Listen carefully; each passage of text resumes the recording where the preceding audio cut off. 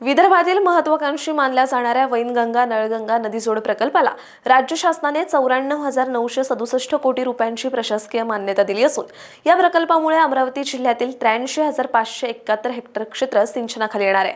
त्यामुळे कोरडवाहू पट्ट्यातील शेतकऱ्यांना मोठा दिलासा मिळणार असून दोन तालुक्यांच्या कृषी विकासाला नवं बळ मिळण्याची अपेक्षा व्यक्त होती आहे। या प्रकल्पाअंतर्गत गोसी खुर्द धरणातून सुमारे 64 टीएमसी पाणी उचलून 388 किलोमीटर लांबीच्या कालव्याद्वारे पश्चिम विदर्भात आणलं जाणार आहे। त्यामुळे अमरावती जिल्ह्यातील मोठ्या क्षेत्राला सिंचनाचा लाभ मिळणार आहे। प्रकल्पामुळे विशेषतः धामणगाव रेल्वे व नांदगाव खंडेश्वर या तालुक्यांतील शेतकऱ्यांच्या शेतीला मोठा फायदा होणार आहे। धामणगाव तालुक्यात 33,604 हेक्टर तर नांदगाव खंडेश्वर तालुक्यात 49,967 हेक्टर क्षेत्र सिंचनाखाली येणार असल्याची माहिती देण्यात आली आहे। प्रकल्पाअंतर्गत लहान मोठे साठवण तलाव, कालवे आणि उपकालवे उभारण्याचं नियोजन आहे।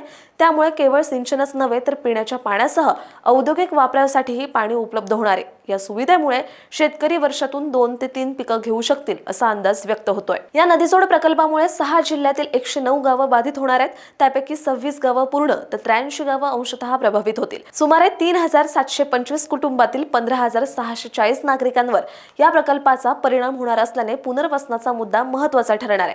प्रकल्पामुळे नागपूर, वर्धा, अमरावती, यवतमाळ, अकोला आणि बुलढाणा या 6 जिल्ह्यातील 3,71,277 हेक्टर क्षेत्राला सिंचनाचा लाभ मिळणार आहे। तसंच विदर्भातील 15 तालुक्यांना थेट फायदा होणार आहे। अशाच नवनवीन माहितीसाठी अग्रवालला सबस्क्राइब आणि फॉलो करायला विसरू नका।